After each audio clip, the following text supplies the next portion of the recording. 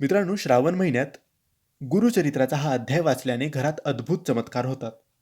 जसे की घरातले वादविवाद, कटकटी संपत असतात. दुःख, दरिद्री, गरिबी संपते. घरात जर पैसा टिकत नसेल तर पैसा टिकायला लागतो. घरात जर वादविवाद, आजारपण असतील तर ते दूर होते. घरात सतत कटकटी, एकमेकांचे न पटणे अशा समस्या असतील तर त्या समस्या सुद्धा दूर होतात. व्यापार असेल तर व्यापार चांगला चालतो. नोकरीला असेल तर नोकरीत प्रगती होते.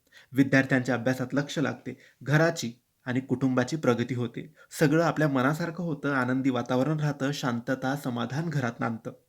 तर यासाठी श्रावण महिन्यात तुम्ही महादेवाची सेवा जर करत असाल तर गुरुदेव दत्त आणि स्वामींची सेवा करायला सुद्धा विसरू नका. यासाठीच श्रावण महिन्यात तुम्ही गुरुचरित्राचा हा अध्याय भक्तिभावाने, श्रद्धेने वाचायचा आहे.